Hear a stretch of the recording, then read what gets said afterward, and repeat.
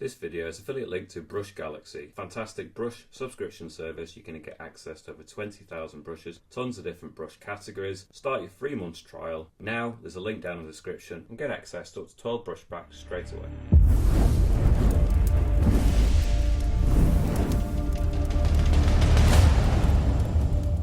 Okay, welcome to my iPad Pro test painting tutorial. It's going to run pretty much like my normal tutorials, but I'm just going to talk a little bit about the screen. It's got mini LEDs that backlight the screen. Apparently it doesn't make a lot of difference in terms of the whiteness when you're using Procreate, although to my eye it does look a little bit brighter, but maybe that's just my mind playing tricks on me. But certainly the blacks are a lot blacker. So I'm going to do something that's going to really show off the contrast. I'm going to do a Milky Way scene with a dark background and really pinpoint light stars on there as well. So if you want to follow along exactly with the colours that I'm using during this tutorial, then I've pre-selected some colours. There is a link in the description of this video that will take you to my Patreon page, and you can download that colour file for free. Alternative to that, if you go to the value section, you'll notice there is a thing called hexadecimal codes. There's also the codes down in the video description. You just type them in one at a time, press enter, the colour will appear, and then you can just tap it into your own colour palette and create your own. In terms of the brushes I'm going to be using really the soft brush, the medium brush, and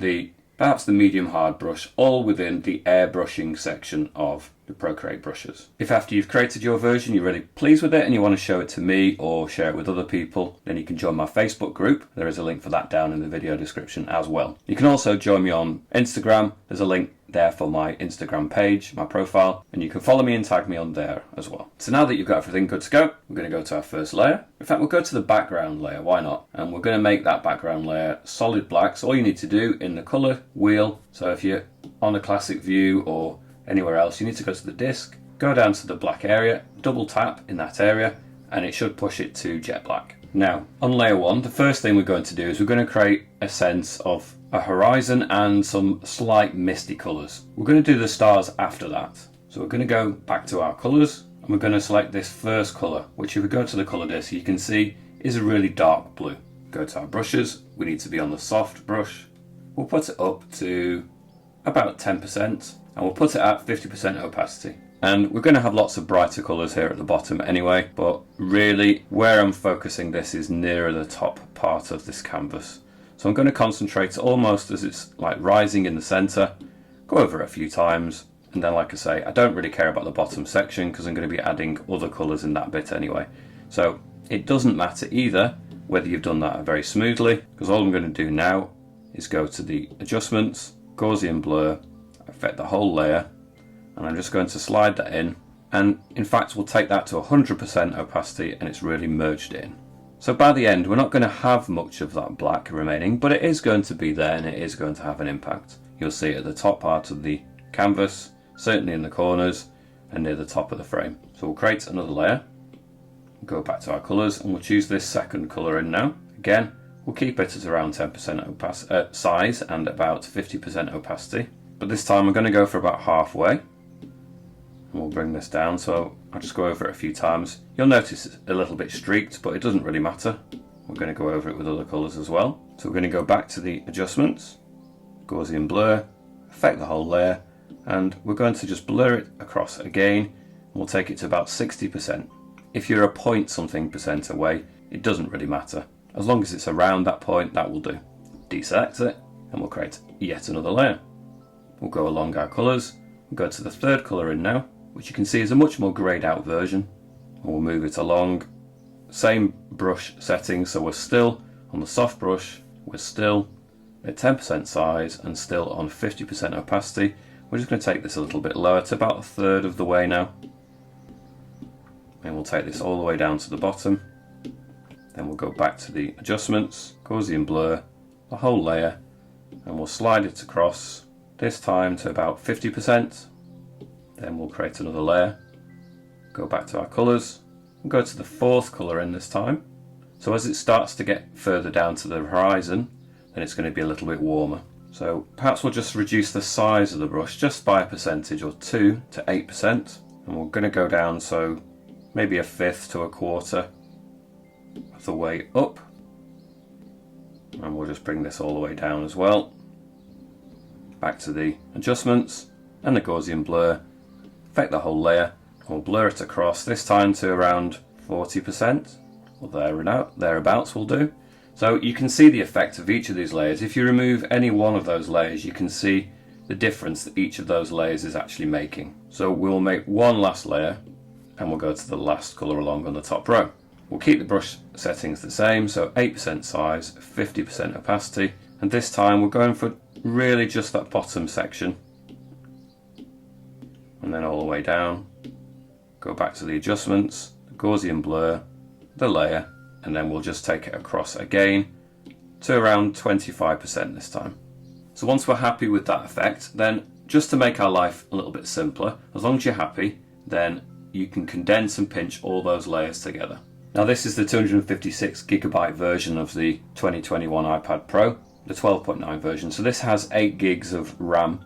Now if you've got the 1TB or the 2TB, you'll have 16 gigs of RAM, but as it stands at the moment, it really won't make a difference to the number of layers that you can produce. So this is the 8GB one, so you will get an increased number of layers compared to the last generation of the iPad, so you'll get about a third extra. So if previously you were getting 90 layers on the size of canvas you'd created, you'd get more like 120 now. We don't know whether Apple are going to up the number of layers you can get for the 16GB RAM version. I presume they will in the future, we don't know yet. Now to be honest, I rarely use the maximum number of layers anyway. I tend to condense things as I go and just keep on top of it. If I have 100 layers on a piece of work, I really get lost. So I tend not to work that way anyway, as you'll see. So the next thing we need to do is create another layer, and we're going to go back to the colours, and we're going to use these colours now to create some stars in the sky. So the way we're going to do that is we'll select the colour, we'll go to our brushes, we'll use a medium brush, and we're going to turn it down to 1%, and I'm going to put it on 100% opacity. I'll just tap it now. Depending on whether you tap it lightly or press on a bit more, you'll get a variation in effects. So I'm just going to pick an area of the screen, of the canvas, and I'm going to start doing variations of pressure. Now I don't want to evenly space them out too much. You're going to get clusters of stars, and I'm being quite careful now not to do them too quick. If you do them too quick, you'll notice that you start to get distortions and slippage on the glass screen. So I'm doing it very meticulously, very carefully. So some of them are going to be light, so you can barely see them, and then some of them I'll press on a bit more for, and just try and keep it as random as possible. So you might do a few lighter ones clustered around, and then occasionally just a darker, or one that you pressed on. It's the opposite of dark really, isn't it? But you know what I mean. So I've pressed on more, like that. So you don't need to do the whole canvas. I'm just going to do the top area, and it should just take you a moment or two, maybe a minute or 2 minutes.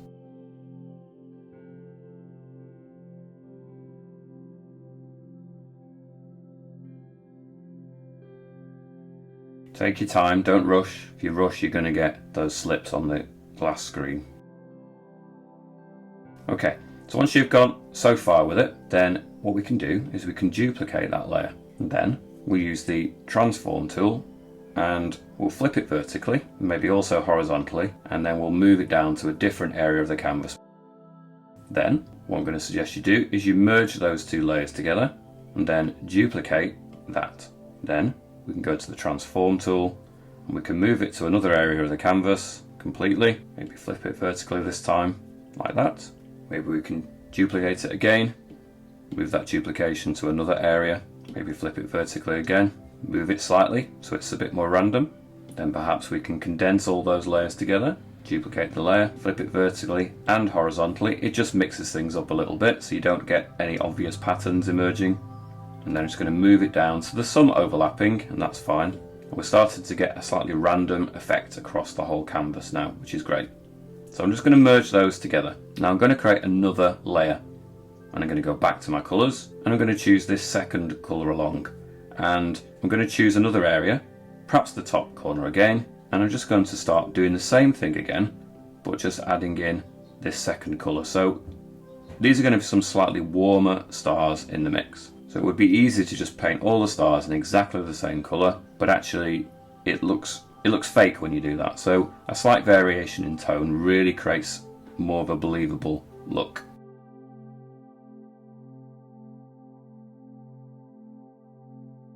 So again, don't be afraid to have them clustered in certain areas. That is exactly what would happen. But if you do notice there's any areas where there's obvious a lack of stars, then maybe add some in there as well. but don't evenly space them out because it's going to look too artificial. So you might get to the point that you can speed up a little bit as well. Once you've got to a certain point, you can just check what you've just added by deselecting it. I know I've covered that up slightly, but there you can see. And then perhaps you can duplicate that layer again, zoom back out, use the transform tool, and maybe just move that again to another part of the canvas, flip it horizontally and vertically so it's keeping it as random as possible. Maybe do the same again, move it to another area, duplicate it again. Keep doing that a few times until it's starting to look convincing to your eye. Keep doing it.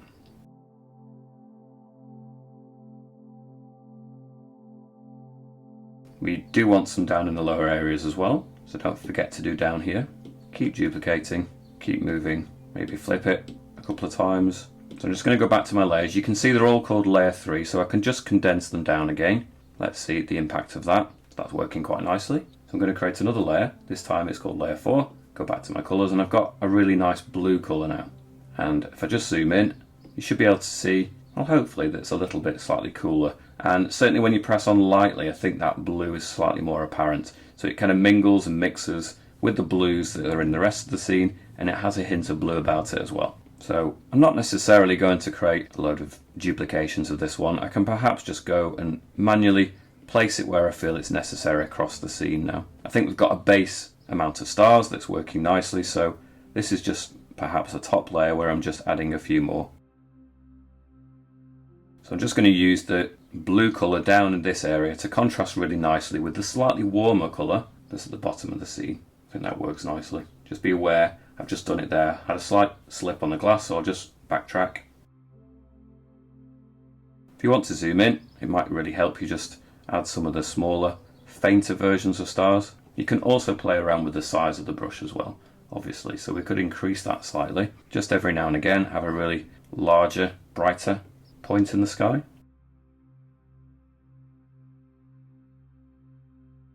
Okay, I might come back and add more stars, but we're going to create another layer. And what I want to do is create a sense that there's the Milky Way visible now. So we've got the atmosphere and we've got the stars, but we need to create that cloud, illuminated kind of cloud effect of the Milky Way. So we're going to stay on, or we're going to move back to the soft brush in fact.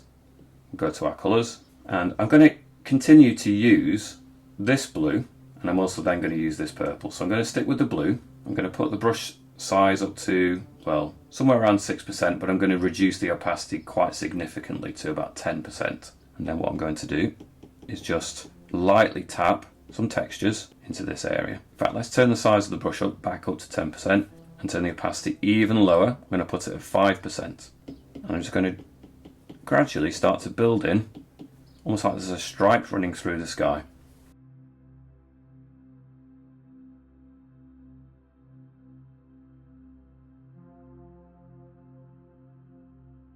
So when I've observed it, it seems like almost sometimes like there's a dark stripe or dark gap that runs through the centre of the Milky Way. So we're going to have it fading out on this side so it mingles and merges off and fades in like that. But then we're going to have a darker section, and then on the other half we're going to have some more of this light blue creeping in as well. So I'm going to turn it even lower. So I'm going to put it down to 2% opacity because it's such a dark background now that it really does contrast anywhere that we put it like this. So you can see we've got a nice dark gappy area in the centre. Okay, so we'll go back to our colours. We'll go to this purple colour this time, and we're going to just reduce the size of the brush to about 6%, and we'll put it up to the 5% opacity. And I'm just going to add some of this purple in here as well. I don't want to overkill, I don't want to overdo this. I'm just mixing in some of this purple, especially into this area where it merges in with the atmospheric elements at the bottom, and perhaps over here as well.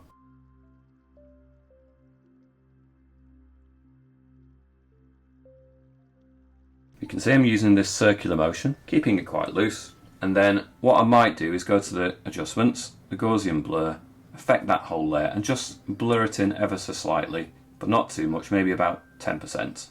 I'm going to create another layer. I'm going to go to my colours, and I'm going to go to this pink colour. and I'm going to reduce the size of the brush to 4%, and I'm going to keep it at the 5% opacity. We're still on the soft brush, and I'm going to go to some of these areas now. I'm going to just start to do a mottled effect, so I'm just tapping in lightly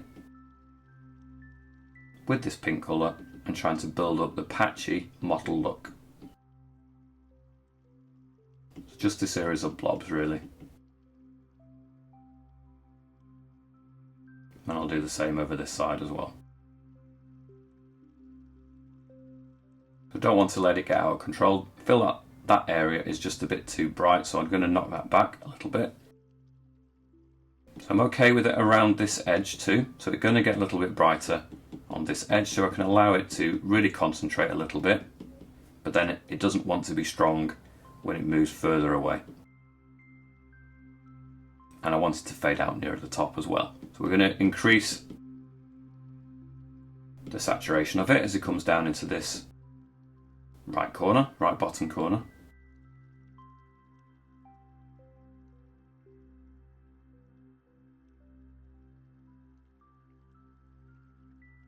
Okay, go back to our colours. I'm going to use this lighter pink, and I'm going to reduce the size of the brush to 3%. And again, I'm just going to really use it to highlight, perhaps along this edge.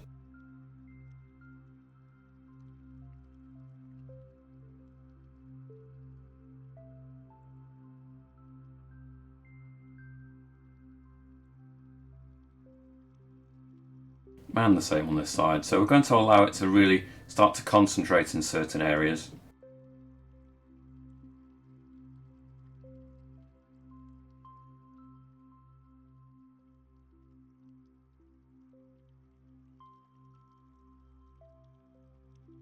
So I don't notice any difference in this iPad compared to the other iPads in terms of the way that it draws and interacts with the Apple Pencil. There really isn't noticeably any difference.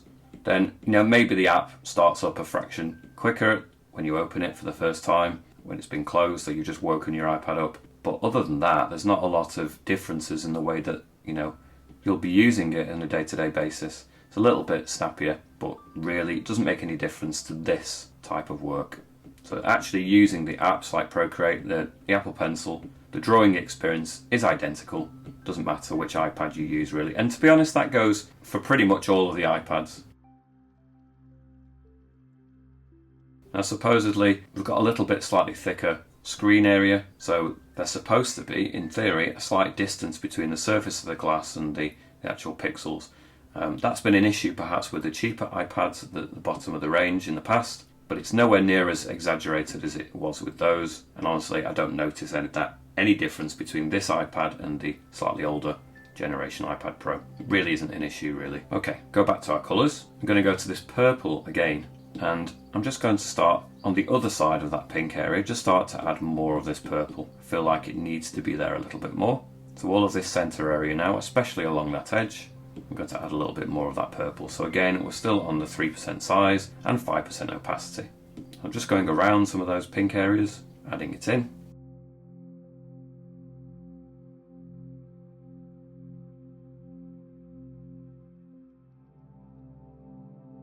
Okay, so we've got to this point. What I'm going to do is going to go to my adjustments, Gaussian blur, affect the whole layer, and I'm just going to soften it in a little bit more. We can keep doing this a few times. If you're not quite happy with the overall look of it, then soften it and then go back in and then try and improve it. So I've not taken it as far as 10% this time. I feel that's a little bit too much, but I'm just going to soften it in maybe to about 5%. And we'll create another layer, why not? We'll go back to our colours, and we've got a variety of different colours. So we're ranging from white to a more of an orangey colour, to a purple, to this blue colour. So I'm going to try this orange colour now. And what I suggest you do is you just try and build up some of the highlights. So we've got some sections. Once you started to do like a mottled effect, there'll be some areas that naturally just seem to suggest that they're already heading towards a lighter colour. So what you could do is you could turn your brush size down to 2%, we'll put it up to maybe 10%, and we can just start to further bring these areas out with a touch more intensity. So we're going to create some sharp details that are just along that edge now with this even brighter version of that same colour. But we do want to keep it quite broken. So it's almost like we've got clouds really. So this section, although it looks like a gap, in some ways it looks like actually a darker colour that has an edge, and then you've got a highlight that works along that edge. It's hard to specify exactly where the light is actually coming from. It feels like more of an internal kind of light. It's not the same as a cloud that's been affected by the sun. It seems like it's a light coming from within. So we don't have quite the same dynamic. So if you get a concentration of light, it's almost like it's glowing from within the center of that. But it does still have like a cloud-like structure. So the same kind of textures. If you've been following my other tutorials, you should be familiar with this type of broken texture that we're looking for within cloud. So it's pretty much the same sort of textures. So lots of tapping, lots of keeping it moving in different directions, maybe more of a round shape. We just certainly don't want lots of angles that are at the same angle. Now I'm building it into a slight concentration now in this area, allowing it to really concentrate in some parts, but keeping it fragmented. So it's not just one big blob, I'm keeping it textured. And perhaps we'll go for the white now. Let's be brave. And let's really, although we're being brave, we're being tentative too. So I'm just starting to build in some of this white colour. So again, keep it quite broken. You can always join up some of these blobs after a little while, but if you keep them as broken, smaller shapes, then you can see the impact, and if it's working, then build it up.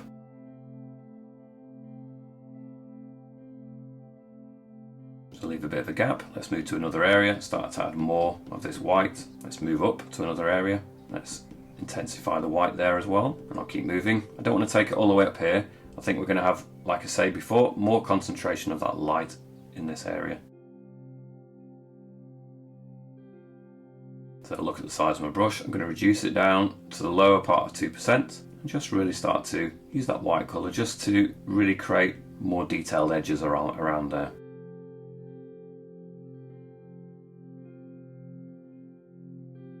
So this area feels to me now like it needs a slightly bigger brush, so we'll put it at 4%. We'll reduce it down to 5% opacity. We're still on the white, but I'm just going to go over this area to really ramp up the effect of that light area. So it's almost with circular motions and creating almost like a bloom effect here. And to be fair, we could even try the adjustments, the bloom, affect that layer, and then ramp it up that way. I think that's a shortcut, but honestly I think that's a little bit too intense for now. We may use that a little bit later, but we can manually create this kind of bloom effect. It's a little bit more subtle. It doesn't blow out the white quite as much. So we're building up. I do think it's important to keep elements on different layers, because you can go back underneath a layer, for example. So we can go back to layer 6, go back to our colours, we use this purple, and then we could always add more of this purple underneath, and it's not going to blast out the white that we just added. It's going to enhance it, and it's going to help create a purple glow around that white area, and it's going to really help that effect. So keep some of these elements on different layers, like I've shown you, and then it will add to it rather than just covering it up. And what we'll probably do at the end of this is that we will move some of the stars so they're above the atmospheric things and the cloud effects, so that they really shine through as well. So we're still on layer 6. I'm just going to extend some of this purple across here as well. Maybe bring this up a little bit further. I'm going to go back to the top layer where we had the lighter colours. I'm going to start adding more of this. So I'm going to go to the pink colour again. I'm going to put the size at 2% and the opacity up to, say, 10%. Let's be brave again. Zoom in a little bit. And again, we're just going to create some broken texture, some mottled look to this.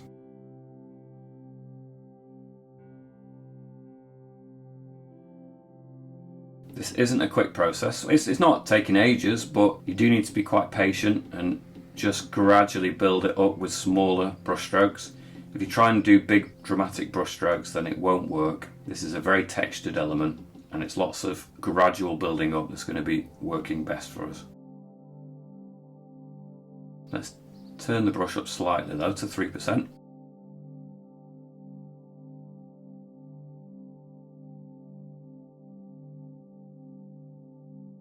Back to our colours, we go for this purple colour. It's not quite the purple as here, it's more of a reddy purple. And we'll bring more of it in, encroaching into that, so we're narrowing this centre area now.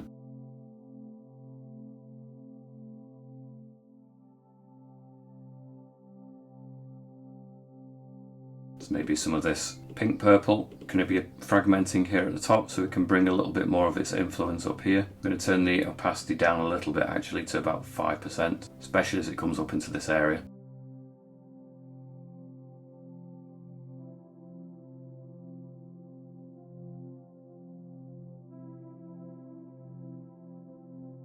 I'm going to create another layer just so that I'm not putting too much on one layer. I do like to keep things a little bit separate so that I've got opportunity to change them if I feel like I'm making mistakes, or we can just experiment a little bit more. So I'm going to go to this third colour in, which is this orange peach colour, turn it to 2% size. We're still on the 5% opacity, and I'm just going to bring in places some more of this lighter colour encroaching into the middle area.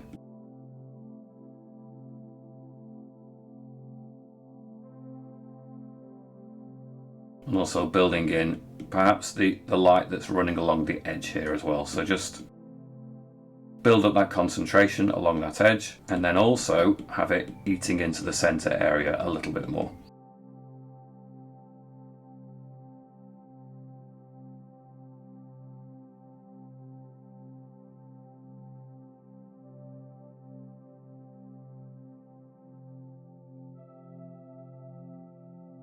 So I'm going to increase the size of the opacity up to 10%. I feel like I'm having to go over it a little too much, and put it up to 3% size. And let's start adding a little bit more onto this half.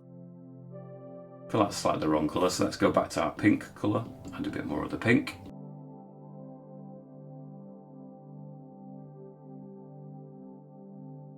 So what I recommend you do is you perhaps open some images of the Milky Way, sometimes having a reference, and you can copy my example, but sometimes having the reference there in front of you is really going to help as well. So you don't have to copy the exact shapes, but just to remind yourself of the general look that you're going for is useful. When I'm creating this kind of thing, I will have images available, but I won't copy them slavishly. It's just getting the effect, but it is definitely useful to have things to look at. So we'll go back to the white colour now, and I'm going to turn it down to the 2%, the lower end of 2% again, and just really start to build up the white that's in certain areas. So again, perhaps I'll turn it down a little bit to maybe 8%.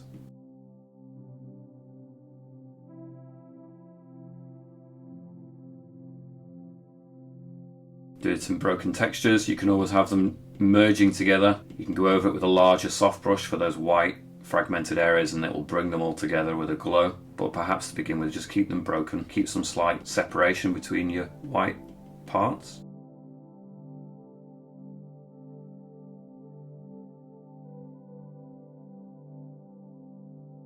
Okay, so again, we'll reduce it down to, we'll keep it at 5%, but let's turn the size up to 3% this time. And we're just going to go over, in fact, let's turn that opacity down lower to 2%. And we'll just go over the light areas we just created with separate fragmented shapes, but you can create this halo, this bloom effect that kind of brings them all together with this effect now.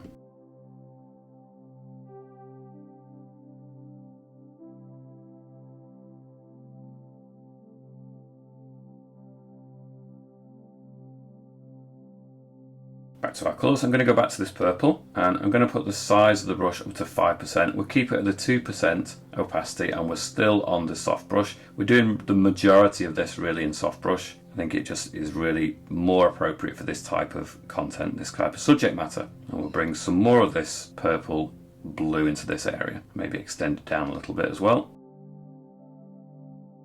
A little bit more up here.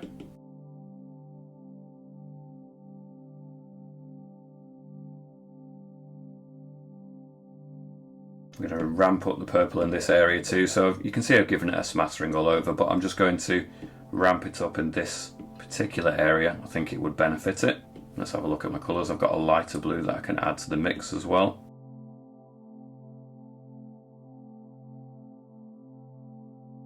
Maybe turn the size of the brush down a little bit just to give a slight more focused section on the other side of this light blue. I'm still tapping and still keeping it broken. It's really good practice, this kind of thing, for clouds in general too.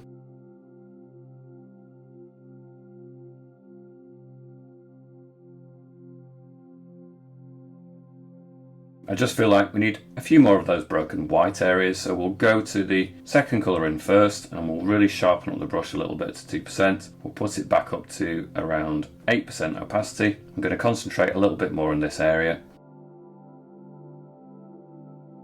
Have some of the white sections encroaching into the centre bits.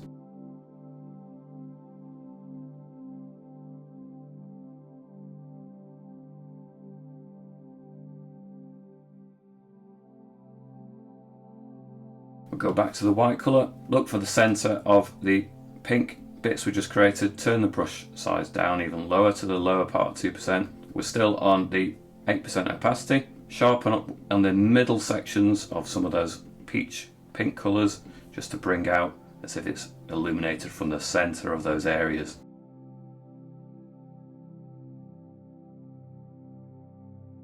And then we can increase the size of the brush back up to about 4%, and then we can just go over some of these areas just to merge them together, just to create that bloom effect, so they're really starting to look like they're emanating light and bouncing off the surrounding areas. It's a mixture of focused attention to really sell the pinpoint of light in the centre like this, and then back up just to create that glowing effect. I don't want to take it too far up, I'm just lightly going over some of these areas now, just to create a hint more of an edge of a concentration of light, but I don't want to create it as powerfully as that. So I'm going to do just a little bit more down in this lower section with the white.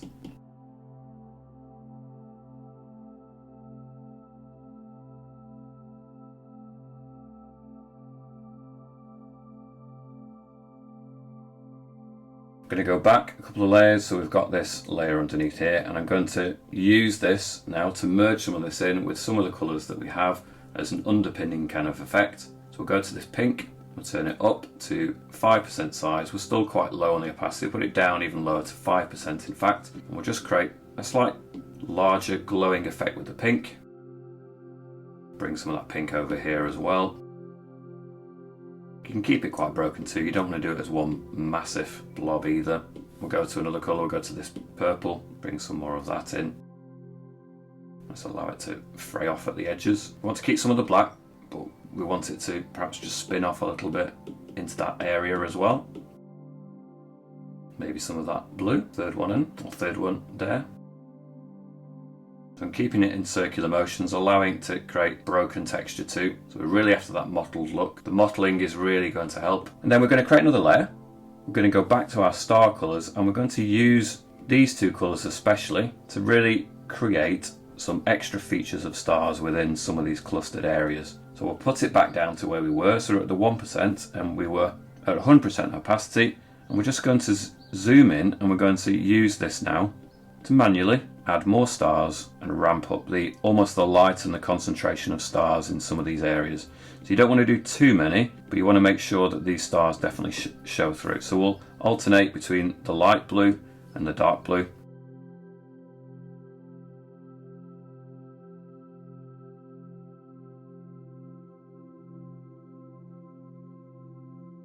So we can just keep adding as we feel it's necessary. If we feel like we've got any areas that just don't have enough featured stars, then we can just go into it, keep working in those areas. We can also go back to our colour, and we can use that pure white. If there's any areas of stars that we just want to really zing and really pop out, then we can use that pure white, and it's really going to make the odd star here and there really stand out, and that's going to look great. So I'm just alternating between these different blues and the white, and I'm going to just build up a concentration of stars in these areas. So this is something you could take another 10 minutes on, and I think it would be worth the time and the effort. I think it can really help the effect.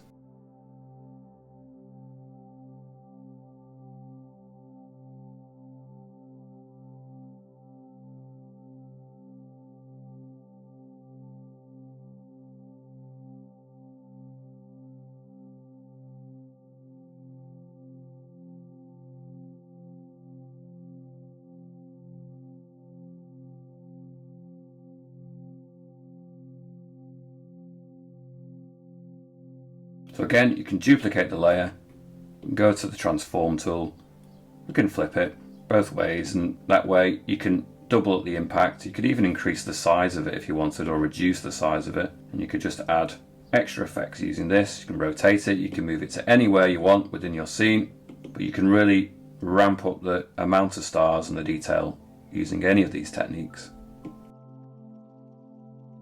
I'm just going to look at my stars underneath. Perhaps I can duplicate some of those again until you're happy really with the amount and number of stars. When you feel that the effect has been achieved, then you may as well leave it wherever you're happiest. So I'm just adding last few stars in our scene.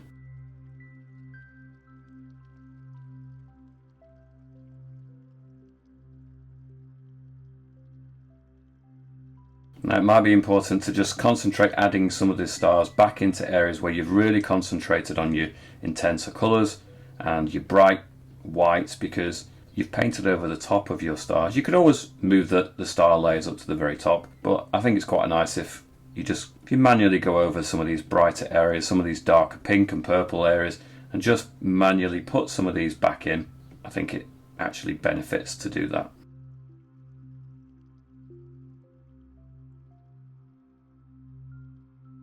Alternate between your colours.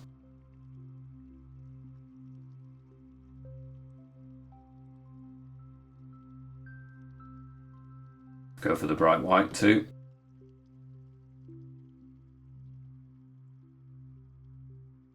Especially when we're around these whiter areas. Perhaps the white is more of a useful colour to add here, because you're going to notice it better then, because you've already got a whiter area. So use the white to really bring out the stars that are close to these areas too.